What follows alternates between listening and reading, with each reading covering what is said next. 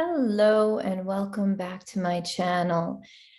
So today we are going to talk about a topic that has come up many times over the last few days.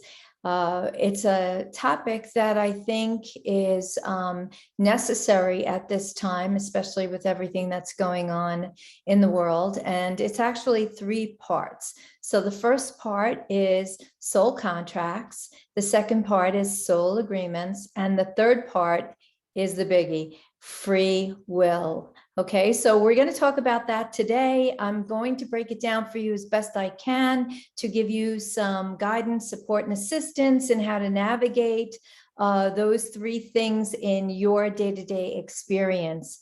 So from the perspective of soul contracts were, for all of us, made prior to our birthing experience. Okay, so that is a blueprint that is drawn out by our soul for what it is wanting to experience in this incarnation, in our reality. So the soul contracts are put in place as a way to ensure that those experiences that we're desiring are going to take place in some way, shape, or form. Now, that being said, the experience is a necessary part of why we're incarnating, but the how we experience it is up to us. And that's where free will comes in, which we will talk a little bit about later, right? So the soul contract is created. We choose souls, or souls volunteer to play roles for us that we know we're going to need in this incarnation. And every single person on the planet right now is playing a significant role for each other. Okay, whatever side you're on at this particular point in time, it does not matter. Everybody is playing a role for each other. And the purpose of that is to help each of us align more highly within our source within us, within our inner being. Okay, so it's really, really important to keep that in your awareness as we're having this discussion. Now, what's really important to understand about soul contracts is that these are the things that we needed to experience coming into this incarnation. And when the soul contract was written, it was at a time prior to actually being physical in our incarnation in the third dimensional world of duality in a polarized field, which means that when we get into 3D through the incarnation process and we're in our physical vessel, we have the opportunity, it's an opportunity to participate, right? Hear my words, it's an opportunity to participate in a 3D experience, which means we can choose whether or not we want to participate in something that is bad or good or right or wrong. Okay, so it's up to us how we're going to choose to navigate the experience that we're here and intending to have. So what's important about that understanding or awareness is that prior to the incarnation, at the time that we were creating the soul contract, we were still in the essence of our spiritual body. We were in the higher dimensional states of being where there is no duality. There is no bad. There is no wrong. Okay, there is no evil, there is no judgment, there's none of that. So when we were creating our soul contract, of course, the soul is thinking, wouldn't it be fun to experience this? Hey, wouldn't it be fun to experience that? Okay, and I could use myself as an example for the time that I had my experience with having had cancer. My soul group chose cancer for two reasons. Well, the first reason was for it to assist and support in the human experience of becoming conscious and waking up. And the second reason for that was to pull me onto my spiritual path. Okay, so the experience of having cancer held a very, very significant and strong purpose. And it actually does for everybody on the planet. It would be considered the crisis that is meant as a wake-up call, because something is not right in our reality, in our human experience, and our body has to get sick in order to really tap the human on the shoulder and say, hey, you're doing something wrong. You're creating a lot of negativity. And in the creation of this negativity, your field, your aura field, your electromagnetic field, your chakras, your meridians, your nadi points, none of them are able to maintain the amount of negativity that you're filling your body with. And now, because you're feeling bad about yourself, you're also eating bad, trying to right the wrong with more wrong, bad food. So then that plays into the experience of getting sick. And depending on how we're thinking about ourselves or our situation, and how we're feeling about ourselves and our situation, and the actions that we're taking in our situation, all of those things factor in and are the number one proponent for getting sick, for creating illness. Secondary to that is our environment and the foods that we're choosing to eat. This is how it works. The foods don't create the reality. Our belief system does, because we are not our body. We are more than our body, and our body never has to get sick if we believe our body to be magical. And we're holding those thoughts, that awareness, and those higher perspectives to understanding that that is how this experience works, because we're energy. Everything in our reality is energy. And if we would look at ourselves in a pixelated form, we would see that we're not the wholeness that we perceive ourselves to be. We are energy. We are molecules. We are atoms stuck together in this form, in this expression of being this human body. And that's how this works. So when we look at a soul contract, we have to see the contract as being written prior to the human experience, where our soul didn't really understand the significance of what it was about to undertake. It didn't really understand the significance of the cancer experience I was giving myself, right? And then the cancer shows up and I'm like, oh, darn. I'm sure I used other words, but oh darn, this is not going to be good. And in that moment, I have a decision to make. How am I navigating this new reality that I'm experiencing of cancer? This is where the soul agreement comes in. So on the fly, I look at the soul contract. Now I'm contracting to have an experience of cancer for the purpose of my wake up and the purpose to step into my soul's purpose of doing the work that I'm doing and meeting and connecting with all of you beautiful souls, right? And so in that moment, I remember sitting in the doctor's office and I heard clearly my higher self say, you are about to step into new shoes. Do it wisely. Do it wisely. Do not fall into victimhood. Do not feel sorry for yourself. Do this wisely, and the outcome will be miraculous for you. And that was the words that I had heard over and over again. Now, in that moment, I had a choice. Do I make a new soul agreement for how this cancer experience is going to play out? A new soul agreement. Soul agreements are more highly aligned. They're in a higher aligned state of being for us, right? And we can change a soul contract to a new soul agreement, because after all, we are in the physical, and that old soul contract may not be in our highest best good. So we have to know we can change it to a soul agreement that is in our highest best good. And for me, I chose to do that. And I said, everything from this moment forward is going to present as an opportunity for me to not only heal myself, but also learn about cancer and be able to share that with others that are going to need to heal themselves. And that was my soul work. That's how I got into this, right? So finding that, it led me to going to school for integrative nutrition, the Institute for Integrative Nutrition, to do holistic counseling sessions and holistic work. And then that led me to getting certified in 2 types of Reiki, Usui Reiki and Karuna Reiki. And then immediately after getting certified in Reiki 1 and 2 for Usui, I opened up a practice, Who was I to do that? But yet I had this fever to get myself out there, to get this information in people's hands as I started to understand my experience with cancer, right? Cancer was not going to define me. I was not going to let it beat me. It didn't have the kind of power over me that a lot of people like to give it. I was not going to be a victim to it. I was not going to be a survivor of it. Cancer was going to be beat down by me. That's how I looked at it, because I was going to use the cancer as a tool to learn more about how the human body operates, how this energy body that we have operates. And so I flipped the script on my original soul contract and created a new soul agreement.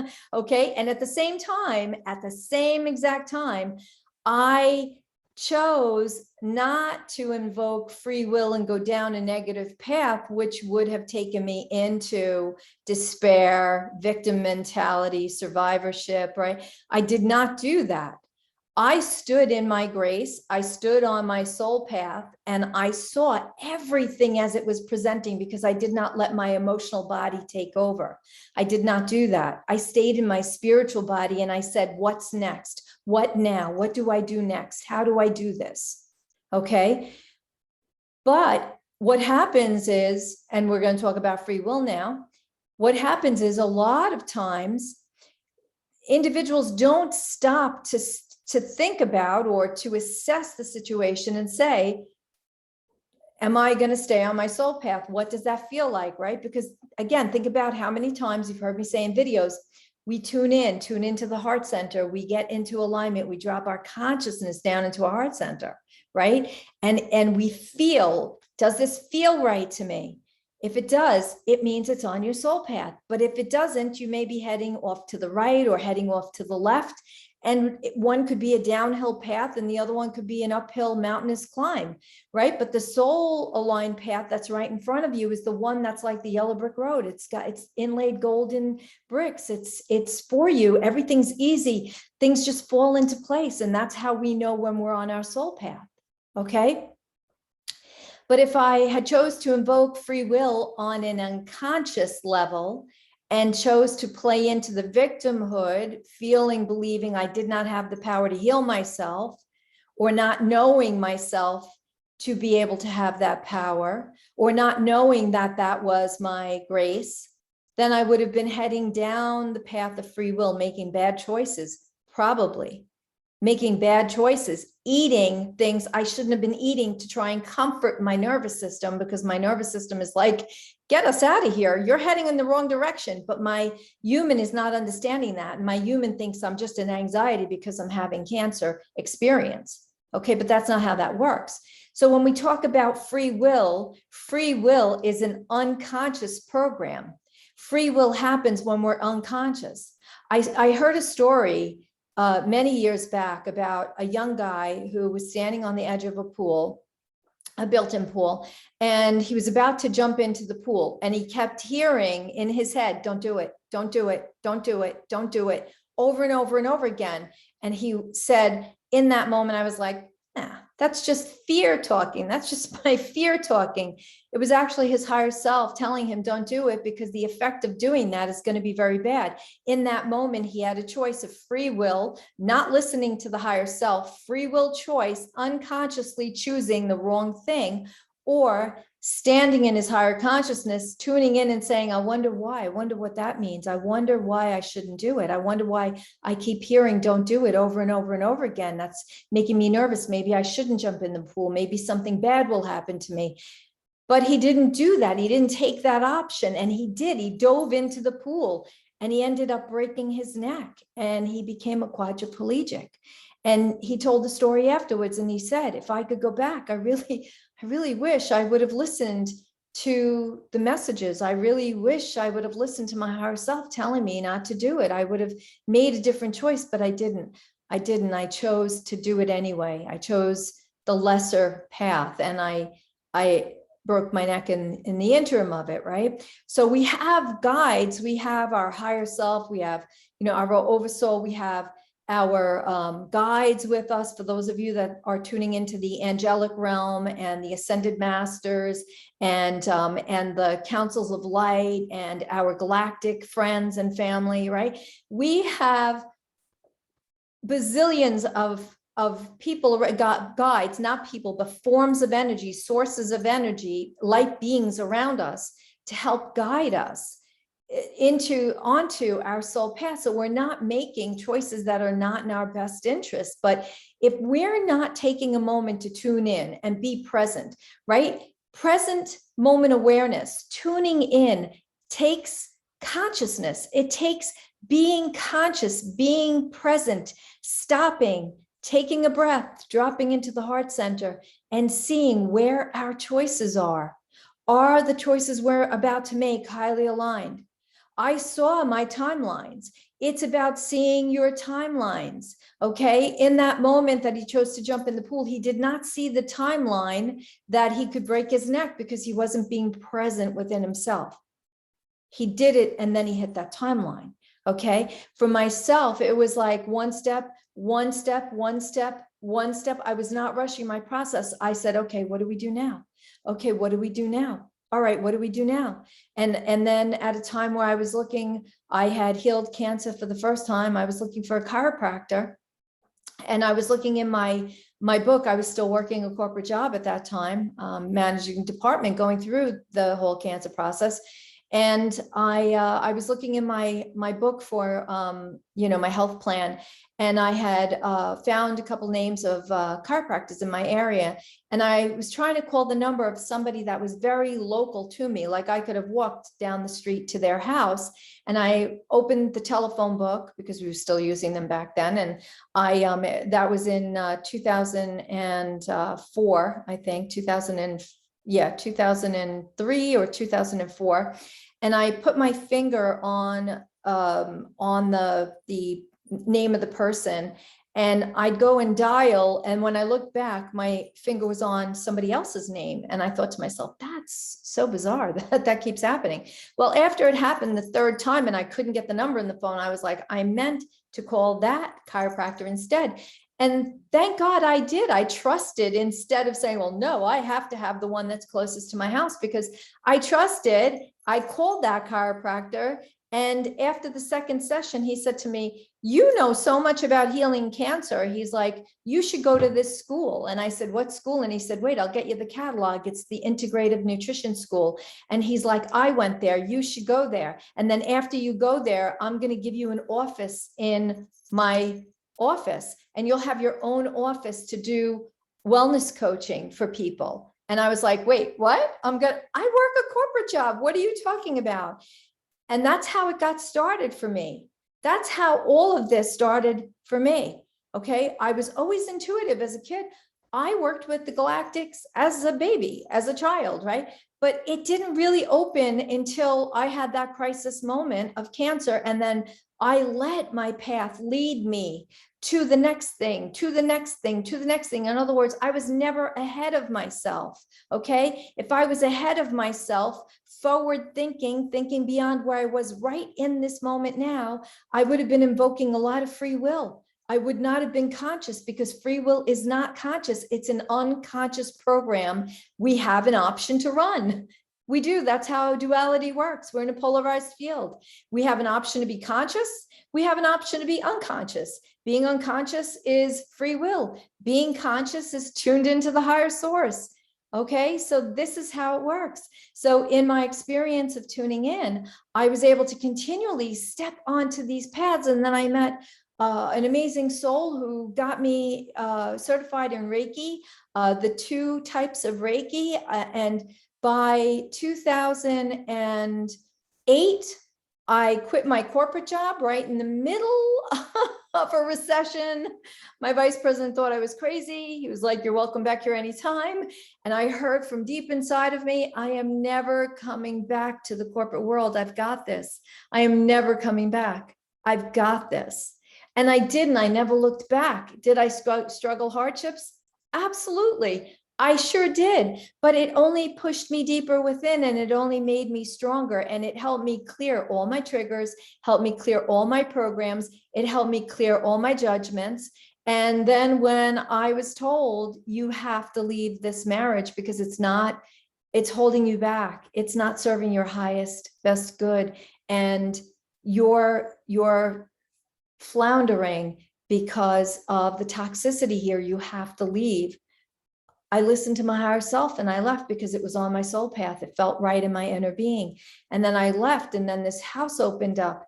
And then this last 3 years have been the highest level of engagement with my higher self. And then I actually opened up so much this last year that I was able to interact with my oversoul aspect, Faith, who is a ninth dimensional oversoul, who's a Niburian, okay, from Nibiru.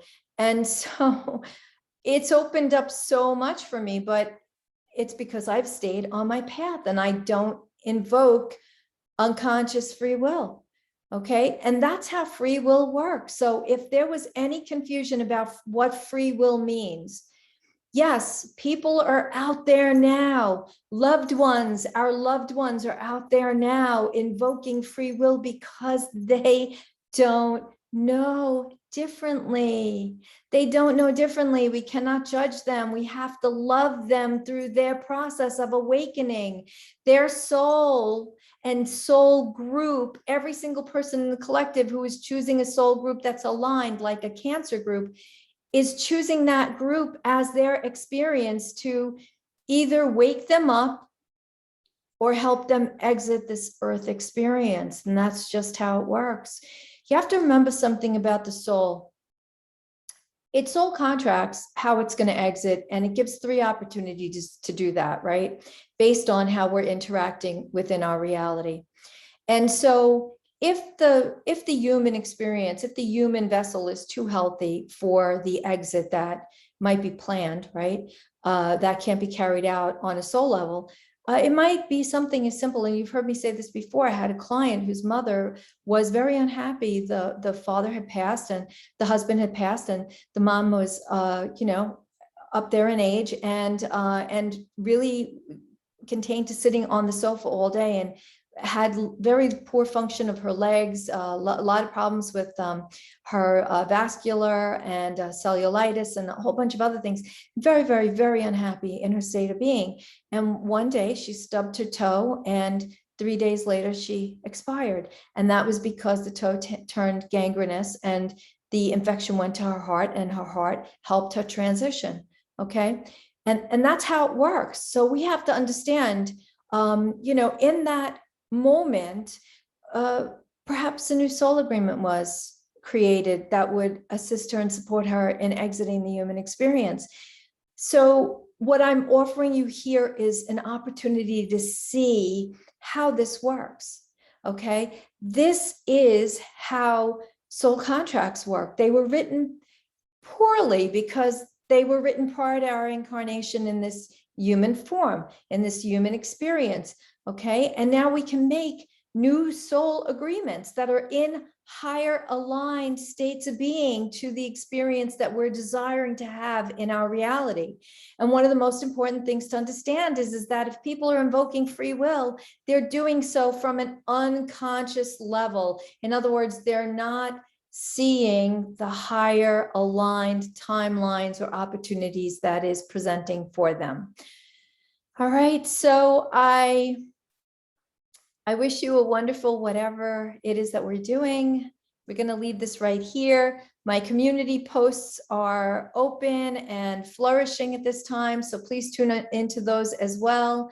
I am going to do my best to keep you informed and keep information flowing for you so you could do your best job navigating your reality. But remember, one of the most important things here is to let go of all judgments. There is no right or wrong, because from the highest level, from the ninth dimensional perspective, again, I'm going to keep saying this, we are creating it all. Every single piece of this experience, the things that we don't like, as well as the things that we do like. And we're doing the things that we don't like, and people are showing up doing things we don't like in order to trigger us so that we can continue to heal and clear judgment. That is a big one, which is what's going to heal the separation that we have on the planet. Okay. Know that I love you. I look forward to connecting and seeing you again soon. Have a wonderful, wonderful, whatever it is that you're doing. Love you so much. Thank you for joining me today. Bye-bye.